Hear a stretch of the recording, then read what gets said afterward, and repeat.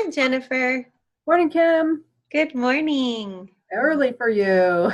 Yes, I like starting the day early. So I've even got my French press ready. So yes. Yeah, I get it. So I'll just wait for boss. And let's see. We'll see how many have oh, Yevgeny. Let's see. I'll go ahead. I'm gonna go ahead and admit Yevgeny in.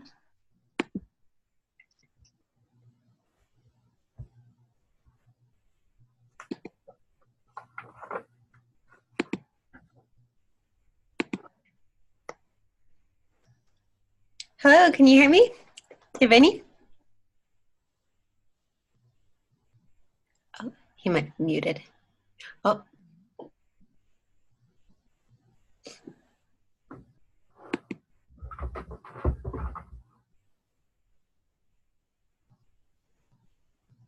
don't believe they have a mic.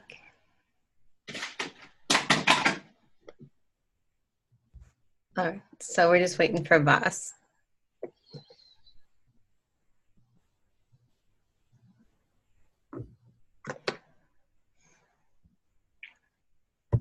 Oh, there he is.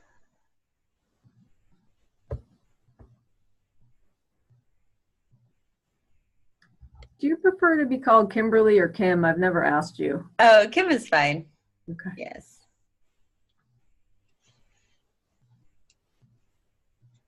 And then let's see. Making sure Voss can get in since I'm using the master account. But we shouldn't have a problem.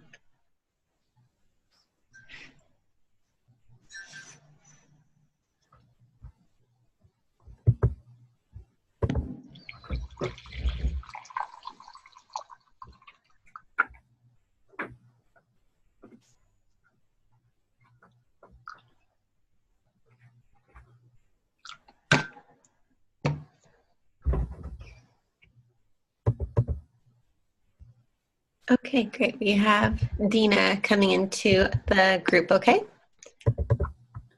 Hello, welcome, Dina.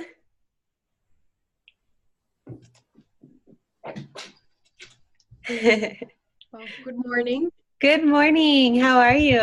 Good, thank you. Good. All right. So while we wait for Voss, we want to start with introductions, Jennifer?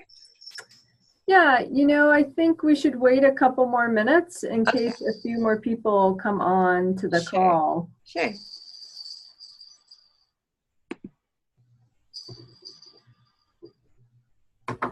Okay, we've got Marlon. Good morning, Marlon.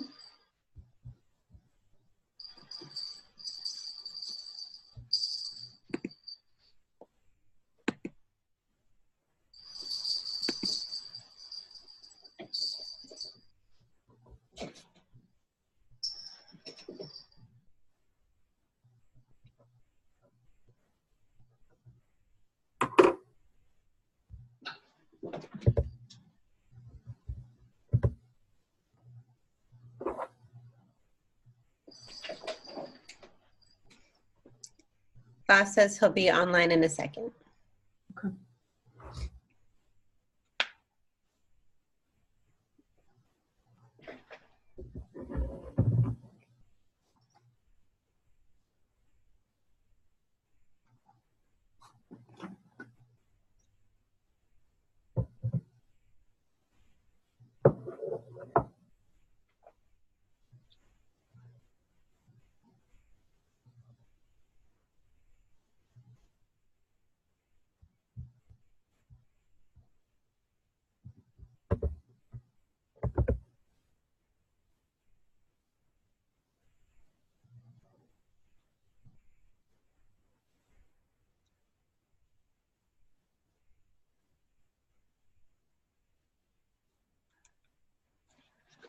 Okay, we've got Baktash. Welcome, Baktash. Then welcome, Karen. And hi, Jacob.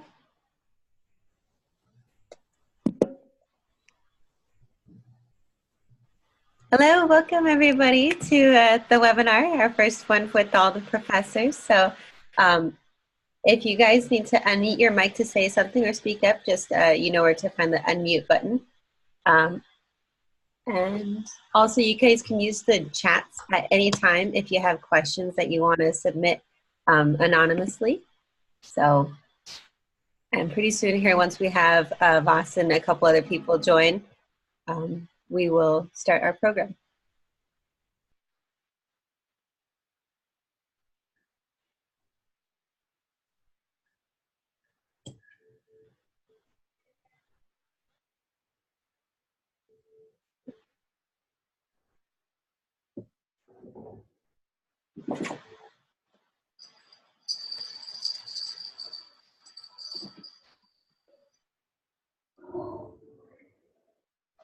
Okay.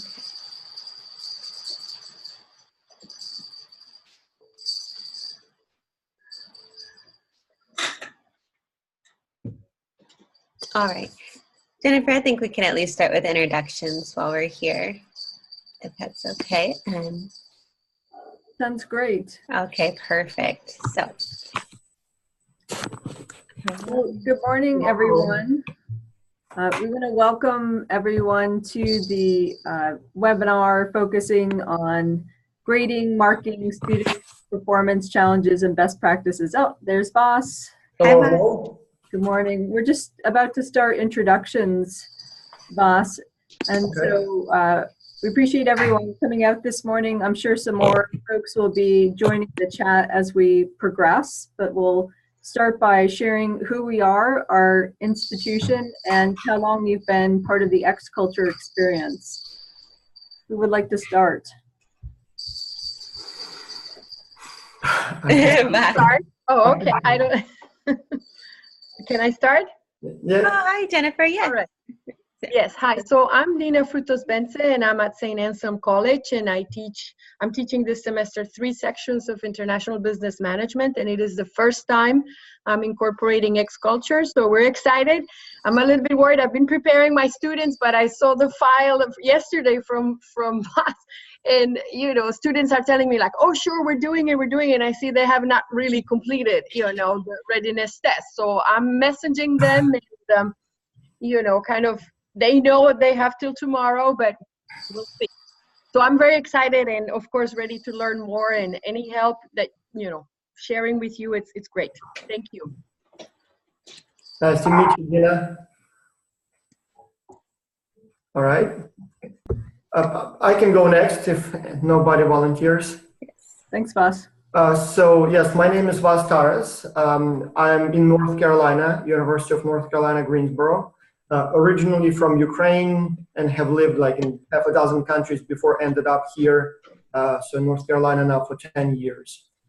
Teach international business. And this is the very first semester for me, like very, very first, that I'm not teaching a course that participates in X-Culture. So I'm still involved in the project, but I don't have my own class this time. So, so no grading for me, I guess. Let's see. I'll go next. I'm Kim, and I'm attending university at Pepperdine. I'm getting my PhD, and I've also been with X-Culture for 2 years now, since exactly this quarter 2 years ago. And like Vas, I've lived in a couple countries before I got to the US, but overall, I want to be a professor like some of you guys. So, where else did you live? I didn't know that you lived somewhere else. Yeah, I actually grew up in Italy. Ah, I didn't know that. Yeah, so and then Jennifer, would you like to introduce yourself as well? Sure, and welcome to Felicia. We see you've joined us. We're doing introductions. So I'm Jennifer Lee. I work at Nazareth College, which is in Rochester, New York. And I've been involved in X-Culture for the last year. I teach it within the context of a general business administration degree, not an IB degree. And so that's the framework that I bring to the process. Do we have another professor that would like to introduce? Karen? Oh, okay. Hello. You're already on my screen, so. Okay. So yeah, I'm Karen. I'm from the University of Western Australia. This is the first time that we've introduced X-Culture into the program, and it's used for a program called Consumers Around the World. Excellent. Yeah. Any other Your faculty? students are in the late track, right, Karen, or they are in the early? The late track, yeah. So they haven't started yet. Oh, sorry. No, we've started. They've done already. Okay. Right, it's been about 5 weeks. 5 weeks. Okay. Yeah.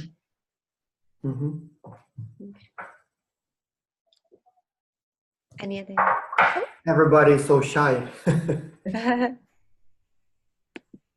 see. Kim, you probably should start pointing fingers and Yeah. calling names. Yes. So how about, I don't really know who's all faculty, but how about who on this list is Well, it faculty? seems like Felicia is the next one, right? Felicia. And then Blerka. Felicia, would you like to introduce yourself as a... Hi guys, can you hear me? Yep, Yes. there you are. Oh great. I'm not a faculty member. I'm one of the training coaches in training. So hi to everybody. Hello. And for those who don't know, so we do have a group of people who coach or share their experience and serve as coaches this semester. So we used to have a lot of students who would come to us and say, could you please allow me to participate again in X-Culture? And we would allow them, and they would participate. Some people had done it twice or even 3 times or 4 times. But then at some point, it kind of didn't make sense to, do the same thing over and over again. And so we created this coaching program.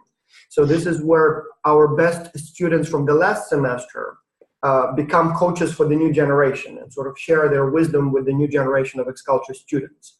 And so they would take 4 weeks of theoretical training where we teach them how to provide feedback, how to resolve conflicts, how to counsel teams and things like that. And then one thing they do is evaluation. So every week when students submit their deliverables, the coaches look through it and provide feedback. At the end, they help us with grading the reports. They help us with the selection of the winners. So coaches here are extremely important because they help with grading as well as can learn a little bit more about grading, and also because they do it so much, in fact, more than professors, because they do it every week. They also often have very interesting observations and suggestions. So Felicia, Blerta, Jacob, I see here are all coaches. So thank you so much, guys, for being here. As I said, on the one hand, I hope you will learn something. On the other hand, once you start doing your evaluations, I'm sure you'll have a lot of interesting ideas. Please do share them with us. So we do need your input. And sorry, I interrupted Felicia, so she didn't tell us where she is. And yeah. Felicia, sorry. Sorry, what was the question? Oh, Felicia, where are you located? Oh, I'm actually in Jamaica, in Kingston, Jamaica. Okay, got it. All right, very nice to see you. Nice to meet you, Felicia. And how about Bakhtash? Hello, everyone. I'm Bakhtash Ghani. I'm from Afghanistan. I'm new in X-Culture, a participant, and I hope today I learn a lot from you. I'm in 11th grade, and I'm 17 years old. Yeah. Again, a quick clarification. We also have now the second semester that we have a small group of, we call them, well, I guess Bakhtash is not really a kid, but the X-Culture Academy track. So there we have some kids and we have some professionals. So it would be younger pre-college students, or it would be older non-student adults. And so we have a large, not a large, but a group of those people. They are in a separate track, so they're matched by age, kids with kids, 10-year-olds with 10-year-olds, 15-year-olds with 15-year-olds, professionals with a lot of experience with other professionals with a lot of experience. And so Bakhtash is from Afghanistan. He is one of those participants. And so very nice to see you, Bakhtash. Very good that you could join us. So they also had to go through a 4-week theoretical training, because unlike university students who do take courses in international business and business marketing and whatever else they're trained in, professionals and kids come not really unprepared, but they don't have any specialized training. And so for 4 weeks, we teach them everything from the basics of international business all the way to cross-cultural communication, to team management, and things like that. And so Bakhtash is one of those people, and he will be placed on a team probably on Monday with everybody else. And as I said, they will be just in separate teams, but the rest will be the same. So they will also be submitting their work. We will evaluate it. We will rely primarily on the coaches to evaluate submissions from these groups, as they don't have professors. And yeah, and we'll see how it goes. So very nice to meet you, Bakhtash. Thank you. So one person I would like to pick on, Jacob Thompson, and I pick on Jacob because Jacob's from where I live right now. Jacob, would you like to introduce yourself? Absolutely, with a preamble like that, of course. As Kim just said, my name's Jacob Thompson. I'm from Spokane, Washington. I am actually an MBA student. I'm starting my first course in Tuesday, actually. And I've been with X-Culture for, I think, 2 semesters now. I originally participated at Eastern as a student, and then I came back to be a coach, and now I'm a head coach for the program. So it's nice to meet all of you. I'm excited to learn my new role. Nice to meet you, Jacob. And let's see. Flirta, did you want to? Yeah. Hi, Flirta. Yeah, of course. Hi, it's nice meeting Vas and Kim, because the last we meet, it was in Symposium in Italy, and it's nice to meet all of you. My name is Blerta. I come from Kosovo. Soon I will be 24 years old, and currently I'm in Geneva, in Switzerland, but soon I will be moving to Oxford because they are going to be studying. And it's like almost 1 year participating in X-Culture. Firstly, I started as a student, then as a coach, and then become as ambassador for a global symposium in Macerata. And now I wish so much to be part of X-Culture again, because it's a wonderful experience. And I'm so happy for that. And now I'm going to be in the program of the head coach. Yeah. So again, the progression is a student. Then those who want to participate again become coaches, provided they qualify, show the level of performance we expect, and pass the theory test. And then those who want to be coaches again, there are some people like Henrik, he had been a coach maybe like 4 times, but then at some point we created the program that we call head coaches. So there will be 8 of them this year, and they will help us manage the several dozen coaches. And so they sort of become coaches of coaches. So their job will be primarily to mentor coaches, to provide feedback on the feedback that coaches provided to the students, to attend the webinars, the lectures that coaches organize, and provide feedback and developmental suggestions for how to improve it. So we have some true veterans, I guess, of X-Culture, you can call them now. And so after many years of being in those different roles, now they essentially help us run the project and serve as head coaches. So Blerta is one of them. All right. And let's see. So we do have some newcomers, but we can let them speak up if they want. If not, we can continue on our tasks. So, but okay. I think we're safe to continue. But if you guys ever want to introduce yourself, just speak up. Okay. So Jennifer, yes. Yeah, so I just wanted to share the agenda we have set out for today. We've done most of the introductions, and we wanted to have a quick news report from Vas about broader X-Culture news. There's a few general points for us to know about.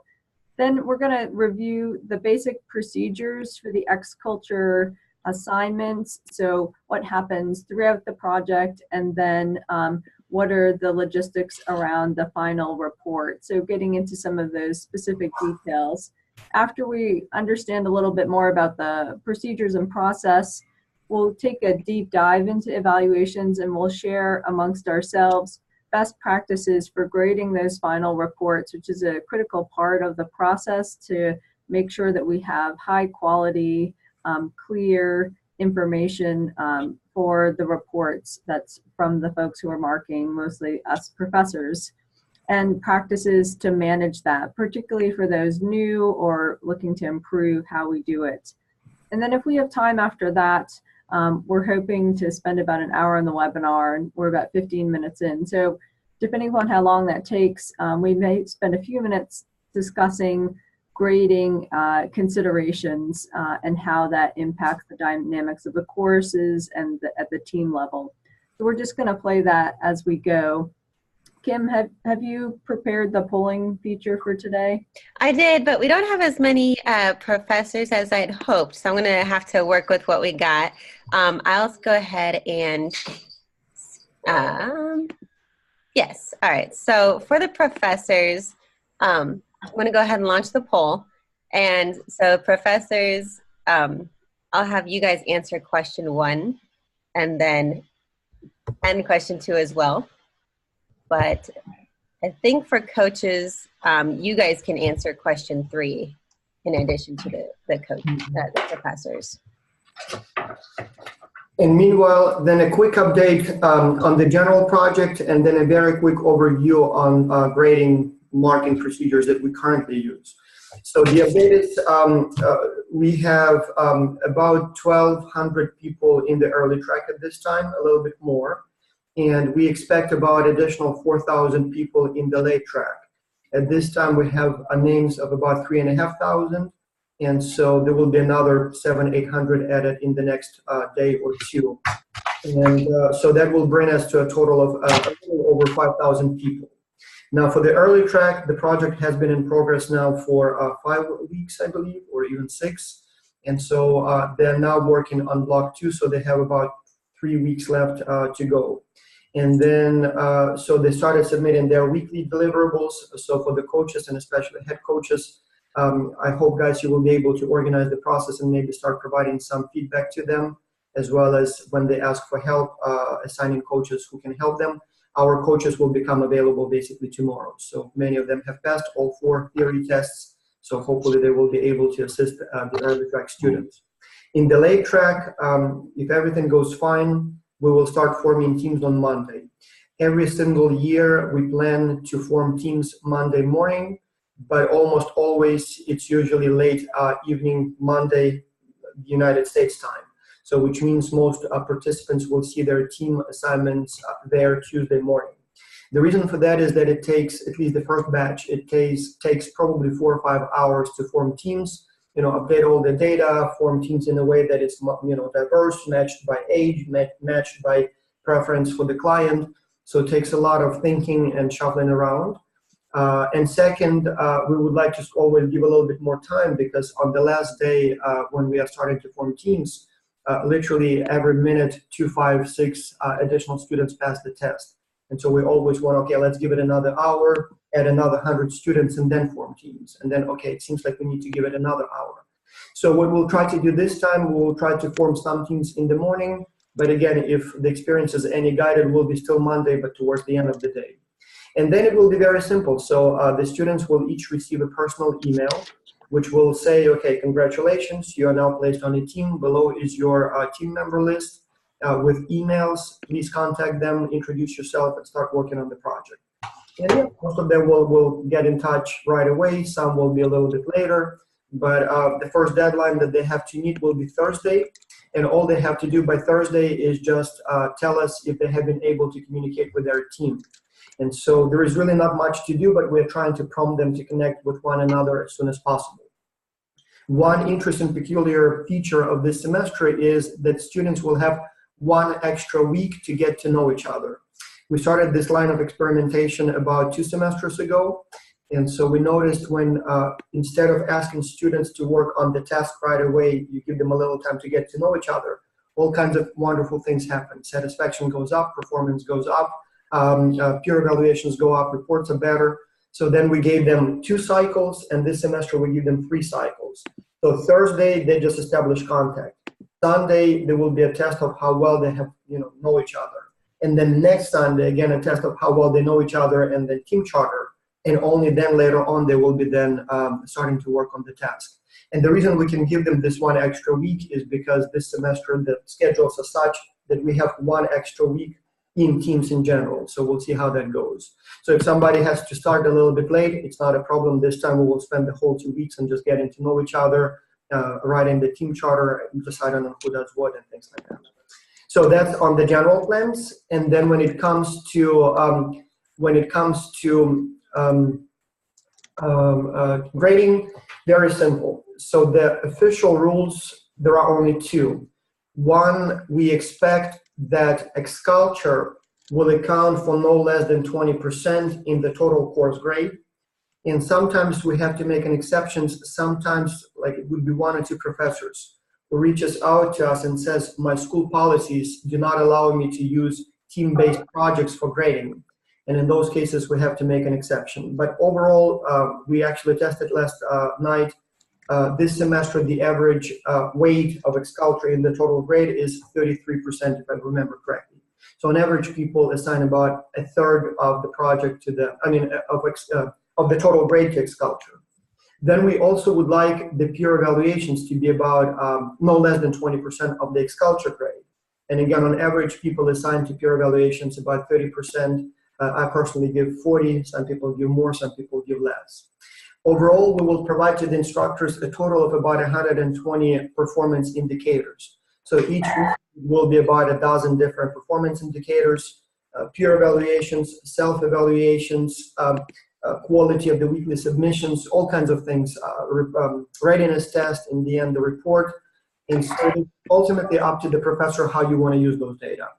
Most professors use those little indicators of performance more to identify problems and provide help if needed. They don't make each and every one of them a component of the grade. But if you would like to, you will have those data, so it's completely up to you how you use it. And so the only other thing I will say is that, again, normally we expect that professors will evaluate the reports from the teams that their students are members of. So if you have, let's say, 20 students, each student is on a different international team. So that will be 20 teams that have your students as members. And so that will be 20 reports that we ask you to evaluate. And so if an average team is about 6 students, that means that on average we get about 6 independent report evaluations from instructors per team. And so by averaging those, we get a pretty good indicator of the report quality when we select the winners, although the finalists are reviewed one more time than by coaches and by professors, by basically the award committee.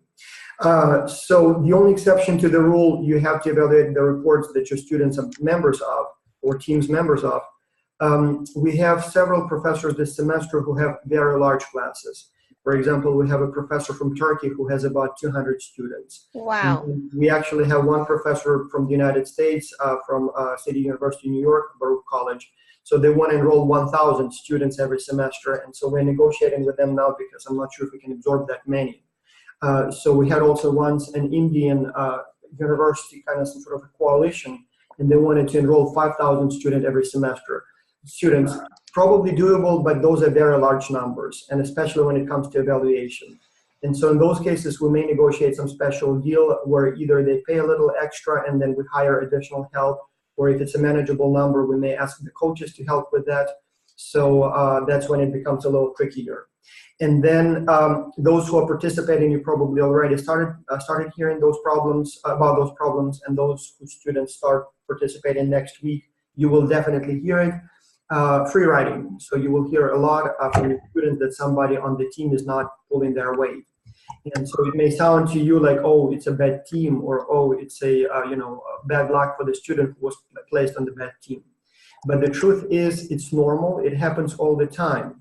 And so the reason I brought it up in the context of evaluation, because even when you have a team of super skilled and motivated individuals like our professors, people with terminal degrees in international business or related discipline. I mean, as qualified as it gets, probably in the top 10,000 people in international business on this planet.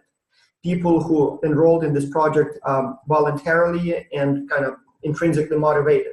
Even within the instructor group, among you, there will be several who will not submit the report evaluations on time. Just like some students don't participate as actively as their team want them to do. There will be the same thing going on with professors. So there will be about 10% of the professors, which means out of 160 or so, there will be probably 10, 15 who will not submit the report evaluations on time. Happens all the time. Maybe some get sick, some get busy, but happens all the time.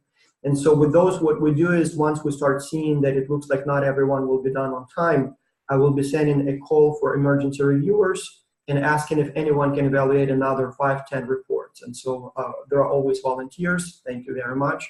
And so we may have to kind of regroup a little bit and then evaluate some of those reports that don't have enough evaluations in the last couple of days. But yeah, and then so it should be, normally we try to get it done about 10 days within the end of the project, but usually it takes about 2 weeks before all the evaluations are in and before we are ready to submit the final grades and share them with every professor. The only trick there is that ideally we would like to share the evaluations with everyone as soon as possible before you submit the grades. So if you're in the United States, if the reports are submitted basically December the 1st, and you usually have about 5-6 days to submit your grades to your registrar. The problem is that we will not have the consolidated report evaluations until about December 10th, and then the final version until about December the 15th. So that means that you may be submitting your final grades based on your own evaluations and whatever we have at that moment, but maybe not the entire set, just because, as I said, some professors are late as well. So, but that's basically what we have and how we do it. I would be very interested to hear both your experiences for how it goes for you when the time comes to evaluate, but also if you have any suggestions for how we can improve this process. Very, very interested in those suggestions. Cannot promise that we will be able to implement all of them, but if it's a viable suggestion, definitely we will try. All right. Thanks, Vas. I also just wanted to ask, were there any other reminders that you had outside of our procedure logistics relating to the X-Culture community? Nothing super special. So the usual stuff, and we sent out emails. In fact, yesterday emails went out to all professors one more time with the latest records and everything. So I guess all of the information should be there. Okay, great. So let's pause for a moment. Are there any questions people have about the procedures that Vas just laid out for us in terms of the performance indicators during the semester, as well as the reports themselves? Are there any questions? I see there is a question from Karen in the comment window. How long should it take to grade a report? I don't know if it would be a good policy, but I can share with you how I grade reports and maybe with some quick logic, and I'm curious if you do the same thing. I tend to teach large classes. In a given semester, I would normally have about 160 students. So for me, I remember still distinctly when I was grading the reports the first time, like 2010 or 11, and I had that large class. And I asked my teaching assistant to print those reports for me so I can grade them from paper. And my teaching assistant goes and prints them and then comes and brings me like literally this much paper. I mean, we are talking about like several thousand pages. And so grading them very, very thoughtfully is a little difficult. I mean, it just will take, nonstop, probably a whole week, and if not longer. Another problem is that your students will be very nervous about their grade if they know that you will be grading every single sentence very carefully. So, and the reason they will be nervous is because they will have written only parts of the report, and they will think that some of the team members haven't done a good job.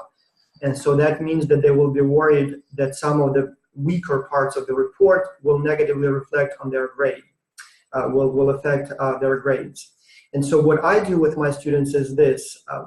I tell them that peer evaluations will be a huge component of the grade, usually 40%. Weekly submissions will be a big component of the grade. I usually give it about 5%, so total like 20%, so that they do weekly progress reports.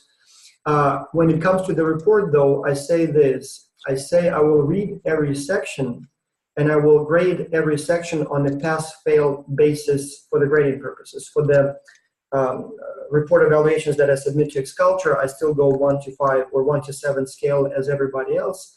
But for the student grading, I say I will look at them, and as long as they're good enough, as long as they are look solid and on point, I will give you a pass for each section. For example, I will read your executive summary. If I can understand what's in your report from the executive summary, it's a pass. You get 100 for that specific component. Then I will read, for example, your market evaluation. If it seems reasonable and useful and readable, I'll give you a pass, and so on and so on. At the same time, if I see a section that is very weak, either missing, or I cannot figure out what you were trying to say, or it makes absolutely no sense if it's a small company of 5 people and you recommend that they open a big subsidiary in a new country, it makes no sense. I will give you a 0 for that section. And so this way, as long as you do good enough, well enough, you will get 100 for each section. And as long as you do each section well enough, you'll get 100% for the report section. I mean, for the report component of the grade. And so this way, you don't have to be perfect. If one of your team members messes up and doesn't do a perfect job, as long as you as a team verify the quality and you're okay with that, you probably will get a full grade for the report. And so this way, it doesn't look like that relaxes students too much, but at least that takes the anxiety away. So they're not worried that, I will penalize them for every typo or for every argument that is not, the strongest and the cleanest argument. And so this way, they relax a little bit, and then they can enjoy the process a little bit more. And so when it comes to grading, again, it allows me to go a little bit faster through the reports. I would spend probably, I would say about 10 minutes per report, maybe even 8. And so I flip through the pages, I read all the section summaries, executive summaries, I get a general idea, but I will admit I don't read every single sentence of every report. So I look through, I look at the ideas, I look at the general readability. As long as I can understand what they say, I can evaluate the quality, and vice versa if I'm reading it and I'm still not understanding. So I'm not going to read it 5 times to understand, the main point. And so that allows me to move pretty quickly with the reports. And I always check the quality. We have one statistic that we calculate, which is the correlation of the instructor evaluations with the rest of the group. And so I know that my evaluations usually correlate at about 0.85. So which means that I use a pretty quick approach, and still my correlations with the overall averages, or my evaluations correlate with the overall averages at a much, much better rate than normal test retest. So from which I assume it's a pretty accurate evaluation. Occasionally we have professors whose ratings do not correlate well with the averages, so they do rate reports differently. And in most cases, those are extremely strict professors. So it almost seems like those are the professors who, for whatever reason, give very low grades for some little things that they don't like. So, but yeah, that's how I do. So about 8 to 10 minutes per report to grade, and then write a few sentences of feedback. And I'm curious to hear how much it takes you, those who have done it in the past. Yeah, thanks, Vas. I want to say that, Vas is not only the founder, but has been doing it for a long period of time. And so it's really great to hear your system.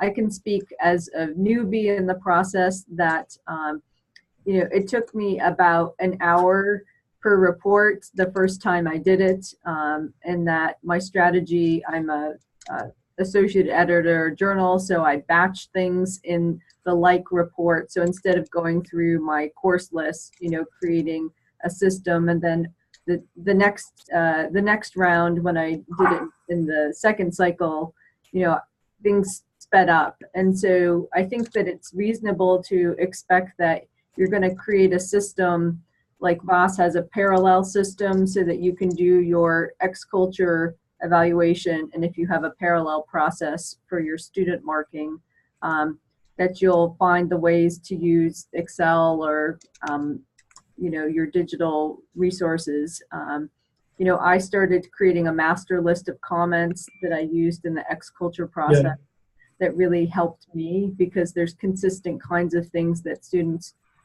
typically struggle with. And so that was a strategy the second round that helped me. And so I think it depends upon, how fast you read and how many other things you have going on. But I think it's a really good practice to just clear the decks when the reports are coming in. And Vas, you're very clear about when that date is going to be. Yeah. So you can organize your calendar. And so I think that that's really important to create big blocks of time for early people in the process, because you do have to kind of understand the whole process, and that uptake takes a little more mental attention. So that's my experience, but I welcome other people, other folks who've graded before and their experiences. If I can take a second, so thank you so much, Jennifer. So Jennifer just said that she spends about an hour per report, and I know we have some professors like that. Karen Linden, for example, I know spent a long time per report, and so I honestly look very bad compared to them. At the end of the semester, we always select best instructors, and so again, we look at all kinds of performance indicators, like average class performance and things like that. And I've never ever been among those people. And I honestly, it's a mathematical algorithm more or less. And somehow I've never been in that group. But we have some people, like, for example, Karen Linden, Daniel Roddick. So, I mean, first, they write literally pages of feedback on every submission. So I don't know how much time it takes, but they do so much work there. Second, their students consistently are in top, like 5 or 10 classes. And so Daniel Roddick, for example, he teaches in Florida, same time zone. He teaches using the same textbook. A few semesters, we even had the classes at exactly the same hour of the day. And yet his students are always doing much, much better, but you can tell that he spends much more time on that. So those of you who are like Jennifer and those other people I mentioned who spend more time, this is a huge and big deal. And so I wish everybody was like that. In fact, I should be more like that. But again, sometimes some people are a little, we call it efficient, but in reality, less, I guess, committed, and that's bad. So thank you so much to Jennifer and people who spend more time on this. We appreciate that. So. We did have a question on the chat here. If a student doesn't complete the readiness test by the deadline, how much time do they have as grace period to complete it? As much as they need. So we've been talking about that for years. And so the way the system eventually was set up is every time they fail the test or do not attempt the test, the system automatically sends them a reminder. And if it's a no complete, then it's a reminder. And if it's a failed, it sends a new link. And so they can retake or take test later. And as long as they eventually pass it, we will place them on the team. And so about 90% of the students, maybe 92, pass the test on time and on the first try. Then there would be probably another 5% who need to take it second time. There would be usually 5 or 6 students out of 5,000 who will take it many, many times. I think the record so far is like 64 times. And it seems like that time the person was just randomly clicking on the answers and trying to get the score they need until they actually did. And likewise, some students may be late. In some cases, it's because the semester starts later. In some cases, it's because they were sick or busy or who knows what. And so we thought and talked about whether or not we should allow those who are late or those who didn't pass on the first and second try, if we should allow them to participate. And in the end, we were, we decided that yes, we should. And so what we do is every week we ask teams if they need additional team members. And there is always a big demand for additional team members, even up until week 5 and 6. So all kinds of things happen and teams say, yes, we would like an additional team member. So those latecomers actually serve, in that case, help a lot. So we would have each week 10, 15 teams that say, yes, we really need an additional team member. And we usually would have about half of that 5, 6 new people who just joined, as I said, for whatever reason, being late. And so that provides this wonderful opportunity to still be able to place them on teams and to place them on teams that really need an additional team member. So the only downside there is that those who are placed late, they tend to be, as I said, a little bit less responsible because many of them are late, not because, as I said, they were sick or something like that. In many cases, they were just, didn't quite have an early start. But yes, we will still be able to place them on teams. And normally, most of the people are on teams by the end of the first week. But as I said, there will be some latecomers later, and we will have teams that will really, really want them. Those who have to take the test more than twice, again, we have been communicating and discussing this, should they be disqualified or not. But eventually we decided that even if it took them 5, 6, 7 attempts, or 64 for that matter, it still counts for something. I mean, at the very least, they're very committed. It takes time to retake the test, and if they did spend that much time, they probably deserve to be given a chance. And the rule is, again, if they are placed on the team but do not participate, as you know, if peer evaluations are low the first time, below 2.0, we send them a warning. If they're low the second week in a row, we kick them out from the team and put them on one-person teams. It doesn't happen often. We may have, 1 or 2 people, maybe 3 people per week like that out of many thousands. But so we give them a chance, and then it's up to them how they perform. And in most cases, they do just fine. In most cases, they do just fine. So yes, if somebody will be late, it's not a problem. We will have a lot of latecomers in the first and second and third day. Then there will be many, many fewer towards the end of the week, but there will be still some. But at the same time, there will be a lot of teams that really will want additional team members. So it will be a nice match. No problem there at all. And then kind of what you said, somebody did ask our students evaluated independently as well as evaluated in terms of teams. So just in case we didn't answer that one directly. As Voss said, students are evaluating each other. Students are also being evaluated by their professors, and then also by their group. So kind of all three of those will factor into a student's overall performance. So I hope that we are able to answer your question. Yeah. Okay. So that's all the questions I show in the chat. I'm sorry I talked too much, but there are a couple more things that I need to share. One, when it comes to evaluation, we sort of say that in the training materials that the students review, but I strongly recommend that professors repeat that like literally every lecture. It is important that you say to the students that X-Culture is not a test, it is an exercise. That students often panic that if they don't do something perfectly, their grades will be affected. And so at least I, with my students, always say, no, don't worry about perfect answers. It is an exercise, it's not a test. I have tests to test your knowledge. Here, it's more about you experiencing what it takes to work with people from around the world, as well as you gaining experience in business consulting. And so I will be evaluating this more as an exercise, not as a test, which means first, most of the components of your grade depend on your and only your performance. For example, your peer evaluations, it's your individual performance. Yes, it's based on your team feedback, but at the same time, it's your effort that is evaluated by the team members. And again, I tell my students, if you get 4 or higher, I will give you 100% for the peer evaluations. If you get 3 or higher, so basically okay, higher, I'll give you 80. And if you're below 3, then I will prorate it accordingly and will give you basically multiply that by 20. And so this way, it's your own performance. Then as I said, I assign about 20% of the grade to the weekly surveys. I say as long as you do it, you get full grade for that week. And so even if you tell me in that survey that everything is bad, nobody's participating, your team is not ready, as long as you inform that on time, tell me on time, I will give you full credit for this weekly survey. Again, it's only you. Even if nobody else on the team does it, you still get your grade. So it's all your own stuff. So the only small component where it's sort of up to the team, not entirely up to you, is the report. And usually I assign about 35% to 40% to the report. Still a big component, but as I said, I say as long as it's good enough, you will get full grade. So let's say you have a week before the deadline, you submit the draft, and you see that some parts were plagiarized, or maybe some chapters are missing. So if that happens, even if you alone is, nobody else on the team is working, you alone is there and you will write something. As I said, it doesn't have to be perfect, but as long as you write something and finally your team will submit the report that has every section and it makes sense, even if it's not the strongest one, you will still get full grade. And so this way I say, don't tell me that, you may be adversely affected by some poor performing team members. Ultimately, the vast majority of the grade is only your individual performance. And even that component that is presumably team component, you still have a huge impact on that. And as I said, if somebody completely didn't do anything, even if you alone have to fix that, it's not that much work.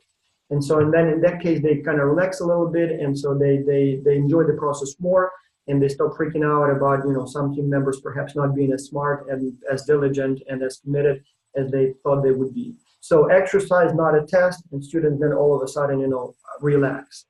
Another thing is when it comes to the coaches' feedback. So we will be asking the coaches to read the submissions and provide some general feedback every week.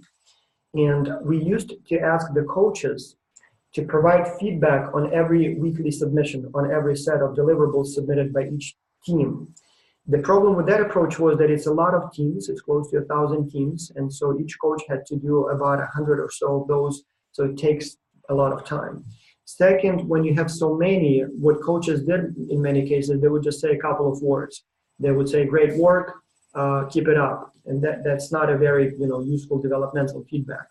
So what we do now is we give the submissions to the coaches by company. So for example, let's say, John Smith is responsible for the company, Unicheck. And so those are the submissions that he processes every week. And so we asked John Smith to provide feedback on this week's deliverables in general, what he saw this week, as opposed to each one individually. And so that allows John to kind of look through all the submissions, but then write a few pages of general feedback. So for example, John will say something like this. He will say, okay, this week I read 100 sets of submissions. And these are my comments and suggestions and concerns and basically feedback. And then he would say, okay, in general, you do well. These are some of the common mistakes, and this is what I have to say about that. Here are some of the examples of interesting solutions or interesting ideas, and here is what I can say about that. Here are some of the general things that I would like to suggest. I see, for example, you say too much or too little or too few references or whatever else. And so this way, even though the feedback is not personalized, it is much more developmental, in-depth, useful. And so this way, teams can learn from one another, learn from that feedback. And in many cases, it applies to most teams anyway. And so this way, we will have kind of general feedback on the company submission, but at the same time, it's even though it's not for each team individually, but at the same time, it's still hopefully informative enough for the students. And yeah, so hopefully that will be useful for the team that they can use to improve their work in the remaining weeks. Thank you. Great. Thanks, Vas. I think, it's really helpful to hear your perspective, and I just want to give a general framework for folks who are here with us now, but also for those folks who watch this as the webinar, that it's really important to understand what X culture is, right? It's an exercise, like you just emphasized, and then how that understanding can inform, what our learning objectives are. And each instructor comes to this from different disciplines and different institutional contexts and different grading parameters. And so that we really have to take into consideration what X culture is, what it provides, what it doesn't provide, the timing and the nature of that, and then how we take all that information in and make important instructional design decisions about percentage allocations, about how we coach people in the classroom, about our supplementary activities that we do, or how we leverage the kind of performance indicators within the process itself. And again, just want to give this general framework because what Vas does may be very applicable for folks to use and extremely informative. The way I do things might not work for every instructor, but that for you to sort of take this information and then put it through your teaching philosophy, right? Vas shared with us really his philosophy of learning, of how he helps instruct the students. And for you as coaches, thinking about, okay, there are going to be professors who are coming at this from various different perspectives. And so that does sort of show up sometimes in terms of students' questions or students' expectations. And so within a team, the team is negotiating multiple different orientations. But as long as the professors, we are clear to students, how we're using it and what we're hoping for students to learn, right? That's why we're involved in it. So I hope that framework is helpful for all of us to, even for those of us who've been doing it, to really think about, okay, what is X culture? And then what are the implications for the choices I can make and have control over? Okay, with that, are there other questions that people have about the report grading, best practices, concerns, questions? Do I have a minute for some interesting observations that I would like to share with you? A couple of interesting comments on grading. One, terminology. So as you know, in Canada, the United Kingdom, Australia, they use the word marking. In the United States, they use the word grading. And so we never found a way to use, to unify it with one term. So I always say grading / marking just because it's a different name in different countries. Second, we are doing a series of studies now on cross-cultural differences in evaluation styles. So we have 2 papers in development. One looks at how peer evaluations vary by culture. And another one is looking at how instructor evaluations of reports vary by culture. And so we have identified about 7 distinct evaluation styles. For example, some people are lenient and some are strict. Some people differentiate a lot among the dimensions. Like, for example, they would give high evaluations on, let's say, if it's peer evaluations, let's say friendliness, but low on leadership. Others, if I like you, I give you high on every dimension. Likewise, when it comes to the report evaluations, some professors, if they like the report, they give 5 or 6 or 7 on every dimension. And some say, no, the executive summary is 2. The economic feasibility is 7, so they differentiate a lot across those dimensions. Some people differentiate a lot either across the team members or across the reports. Again, like some people, when they give peer evaluations, they give roughly the same numbers to each team member. Or when they evaluate the reports, they give roughly the same grades to every report. And others differentiate a lot. Okay, John is good, I'll give John 5, but Sarah is bad, I'll give her 1. Or this report is great, I'll give this report a full grade, and this one is bad, I'll give a low report. And so on and so forth. So there are, as I said, about 7 or 8 distinct evaluation styles that we found. And so we did a lot of data mining trying to see what predicts or explains those differences. Is it culture? Are people from one culture more likely to be, I don't know, strict, lenient, and whatever else? Is it age? Is it the rank of the institution? Maybe people from top schools are stricter, and maybe people from lower ranked schools are more lenient. Is it something else? And so not easy to identify strong predictors, but one, for example, that is very, very consistent and strong over time, as professors participate in X-Culture multiple times, their evaluation style changes. And can you guess in which direction it changes over time for professors who have participated more than twice? Does anyone, can you guess how it, in which direction the grades move? Anyone? Because that's the only one that is really strong, and we see it for basically every professor. Diana says more lenient. Yes, true. Yes. So those who have participated multiple times, they tend to be, in fact, substantially more lenient over time. So I'm not sure if they just become wise and they realize it's not all about grades, or they just become too relaxed. I don't know, but yes, that's what we see over time. Another interesting bit of information sort of related to grading is we ask students what kind of teams they want to be placed on, and we ask that before the semester starts. Like, for example, I would like to be on the team that will win this competition, or I would like to be on the team that just wants to get a grade quickly and efficiently. So we don't want to win, we just want to get in, spend as little time as possible, get a passing grade, and get out. Or I just want to have fun, I don't care about the grade or winning the competition. So things like that. And so surprisingly, it's about a third and a third and a third. So about a third of participants really want to win and they want to be on the strongest possible team. About a third of them say, I just want to get through this as quickly as possible. I have other worries in life, and so I don't want to spend too much time. And then about a third say, I just want to have fun and I don't care about anything else. So that's another one. And so when it comes to final observation, when it comes to peer evaluations and feedback and satisfaction from the students, we sort of see this tendency. So the satisfaction curve looks like this. In the beginning of the project, everybody is excited, and so the peer evaluations in the first week tend to be about 4.1, 4.2 even on average, which is relatively high. Satisfaction level is about 80, 85 even some semesters.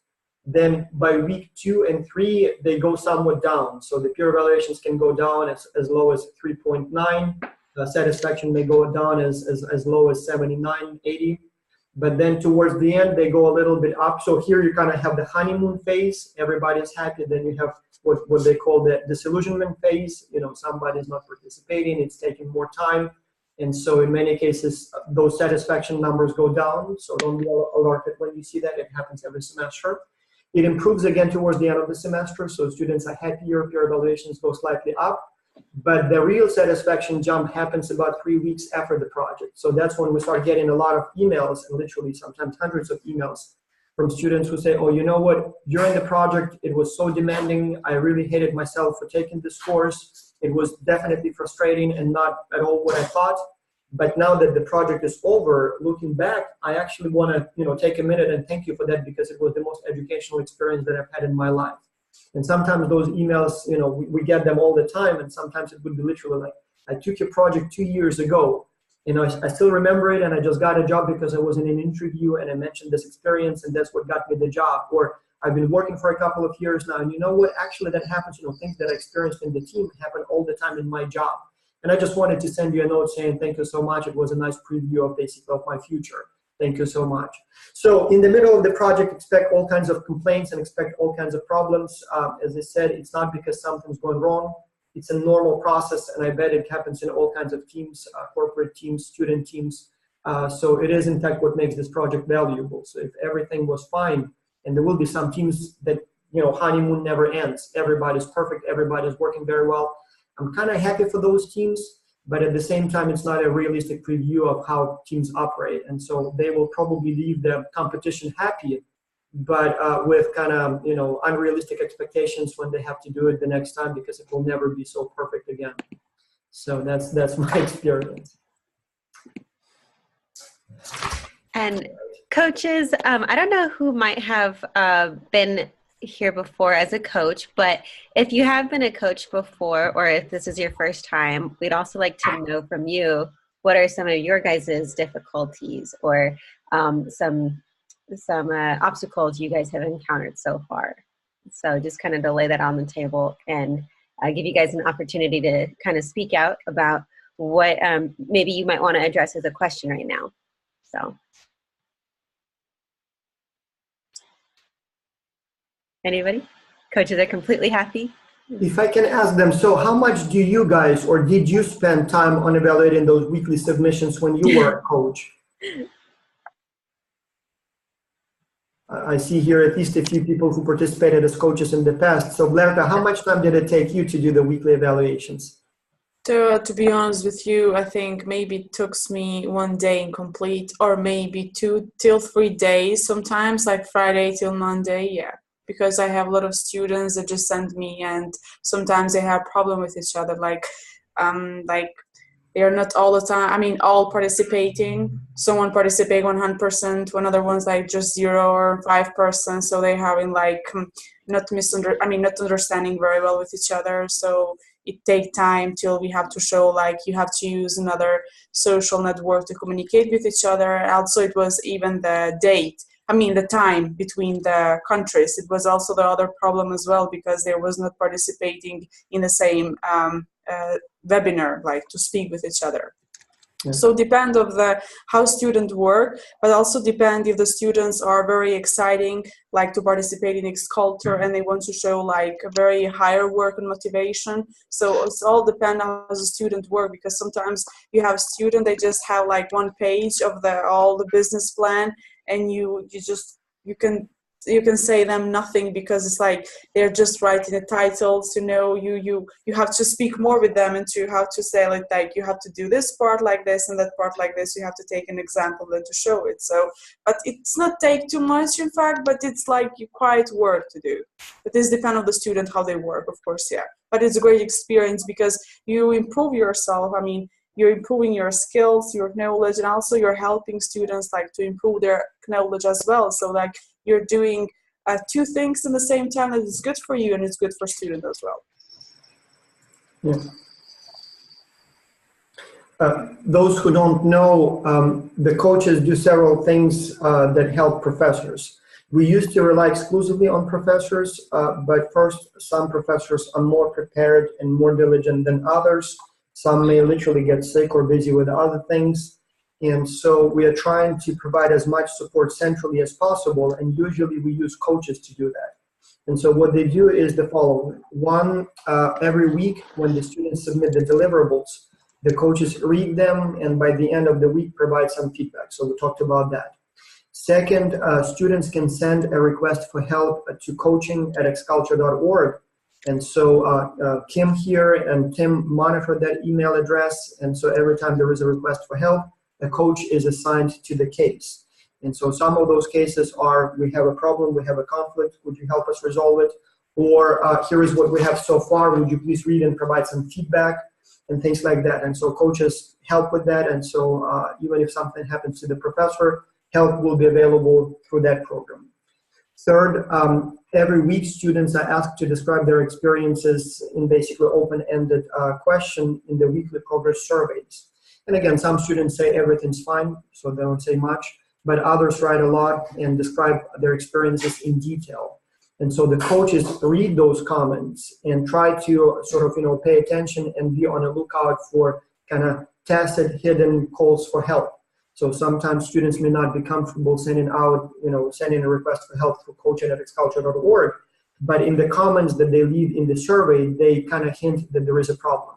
And so when something like this is identified, we send an email to the student saying, okay, we read your comments. It seems like your team has a difficult situation.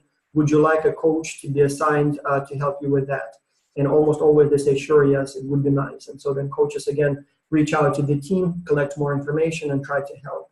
And so this way, even if some professors may not be able to devote much time to each student, we do provide much of that help centrally. And so that's a good experience for the coaches, but also big help for the project. Any other coaches with some maybe obstacles that they overcame or are overcoming when coaching? Seems like most of the coaches are first-time coaches this time, except for Blair, right? So they don't and really I think Jacob as well. I think Jacob's the head coach. Yeah.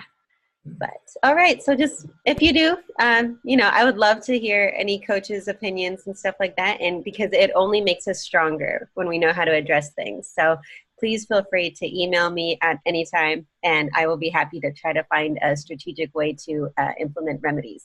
So next on our topic, Jennifer, what's next on our agenda? I know we're getting close to the hour. We are at the hour, but so should we press on? Yeah, so we are at the hour, and we've done a nice job of getting through the main goals of our time together, which is to get to know each other a little bit and to understand how the procedures work. And so we've learned about the reporting, but also about the coaching support system throughout our time together, and then different evaluation approaches for the reports and ways in which we can consider integrating X-Culture into our courses. And so with our last couple minutes, I think it would be helpful for us to hear your reactions in terms of future topics that would be helpful for you in these types of seminars. So for instance, we know that we'd like to do a webinar for students, explaining to them the expectations of the reports. I think that's one that has been suggested. Are there other topics that would be useful for us as faculty, like managing student conflict on teams, for instance, when we have the dynamic of, I have a free rider, no one's doing anything, we're in that trough of despair that Voss labeled in the peer evaluation. So those are a couple topics. Are those useful for folks? Are there other suggestions that you have that would help us as a system? I did have one thing that seemed to work really well last semester. So we did have very frequent meetings with coaches, and that also provided lots of opportunities to bring up any kind of free rider things or issues amongst teams. So maybe there's communication issues, people not being sensitive to technology limitations. And so we did find a way to talk about those, but also we could use this as an opportunity to provide feedback to professors or something. Like we could all collect information during those webinars with the coaches and disseminate it to faculty so that they can help the students on the other side. So just a thought. But. It may even be a good idea to organize one or two kind of no-topic experience sharing webinars for the professors. We've never done it, but I suppose, you know, there may be some value in you know, getting together with whatever questions and concerns professors have at that time. I suspect not many will attend. I don't think it would be necessary for most, but at least for some, it may be a good idea to, you know, share experiences so far, questions, answers. So there may be some value in those kind of general meetings. As I said, we've never done it before, but I don't see why it shouldn't be done. Maybe try it these once. Yeah, I think that's a great idea. But so great. If anybody has any other suggestions, please feel free again to email any of us. We love to hear your feedback. So. Thank you so much. One short question, and it's because, you know, this is my first time doing it. So every week I've been, you know, in class incorporating, as you said, every week talking about X-Culture. And every week, preparing students. But I'm wondering if it's a good practice, or in general, what professors do in terms of allowing actual class time for, let's say, students to do something or work with their team. I don't know if that's done, or if you recommend that, or if it's useful. I can speak to that, Dina. I give students substantial amounts of class time to work on their team projects, whether it's meeting and having calls during that time. I have students organized into in-class work teams if they have the same cases, or just an accountability structure and peer support group. And so that's something my students really like. I think that, again, it depends upon how much other content you have that you need to cover in your course. Okay, yeah, that's helpful. Yeah, I know I have to balance it, but I was thinking about giving them time. I think they would want to have some, a little bit more sort of in class. That would be helpful. Yeah. All right, thank you. What about the coaches? Like, what did you experience as students, and what did you find productive for professor support and team time? Okay, so for me, when I was doing the initial project, I found that the feedback from the coaches, as was said before, don't just say good job, or elaborate so that the team or the individuals can understand exactly what they can do better. Because sometimes you think you're doing great, and in essence, the information is either not sufficient or it's not in the same direction as is expected. So for me, when the coaches give information as to, okay, that's good, but let's think about it in this sense, or, additional even suggestions as to how you could put things in perspective, I think that helps a lot. Whenever you say good job or so on, it doesn't really tell what type of information, or if this information is relevant. So I found that when the coaches did that, it helped us to improve our submissions. Thank you. Other coaches, your experiences of productive activities in the class? If I may, my battery died, so I had to leave for a second to get the charger. But back to the question Dina asked about time allocated to other activities. It seems like it works very well if 5-10 minutes of each lecture are devoted just simply to talking about the project, like, how's it going, what are the, issues, how is life. Students kind of are reminded about the project, and in many cases, only 1 or 2 will share something. But in many cases, those are the questions or experiences other students have, so it's a good way, to start a discussion. The only challenge there is that usually you will hear about problems, not about, good things when you ask, so how is life? So it's also very important then to say, but for those for whom everything is going well, please raise your hand. And you'll see that 90% of the students will raise their hands, and then everybody, okay, then it seems like overall it's working fine. So it just seems like those who did ask questions, they had problems, but that's a minority. And I know some professors do add a lot of other activities. So many professors would have like weekly presentations by each student if it's a small class. In many cases, they would have end of the project presentations of each team, by each team. Again, if it's a smaller class, it's possible and feasible to do it. If it's a very large class, like what I usually teach, you may not have time to give everyone, an opportunity to present. But if it's a smaller class, it's definitely worthwhile if the schedule permits. I see Joseph here. Good to see you, Joseph. Talking about professors who have participated many times, you see here Joseph Pur from Hungary. So Joseph has participated 12 times, maybe even more, yeah, maybe even 15. 12. Yeah, 12, yeah. So one of our old-timers from probably, if not the very first one of the very first, yes. Good to see you, Joseph. Okay, thank you. And we published together a lot. Many times. I actually wanted to talk to you about that. There are a couple of papers that I am working on that I wanted you to join, so I'll send you an email about that. So. Yo, thank you. Okay. Well, then I think we've reached the end of our time together, and I just want to thank Kim for organizing our technical side today, for Vas for sharing all the various pieces of information and perspective for us and for all of you. If you, again, like Kim said, if you have ideas or comments that you want to share with us, please feel free to email either Kim or I so that we can continue to have these kinds of webinars that will be aligned with what you all need and what we need as a community. So that's it for me. Any final thoughts, Vas or Kim?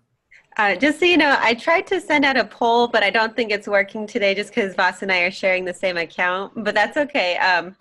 You might be able to see it now. But so if you guys do get to see the poll, go ahead and respond if you can. If not, I'll try it next time. But so that's all I had to share. Yep. Perfect. But yes, thank you, everybody. And also, professors, we did talk about if you bring this up in class. So if you do find any useful information, what students are struggling with, things that they wouldn't want to tell coaches, or maybe they feel more confident talking to you guys, please share it. So that way, again, I like to try to resolve issues. And if they're sharing those things with you, I would love to kind of help them in a discreet manner. So please share. Yes. One more thing, very important that I keep forgetting. So we did get a grant to write an XCulture textbook. So it will be the XCulture textbook of global virtual collaboration and business consulting. Oh. And I sent an email about that, but I will be sending more. So we are looking for basically co-authors of that textbook. And so I sent out an email with a suggested list of topics, grading, by the way, marking being one of them. But if you can think either of more topics, or if you can write something on the proposed topic, so if you would like to be a co-author of that book, please let me know. And so I'm still not sure if we want to do it as a edited volume where people write chapters and we just put them together.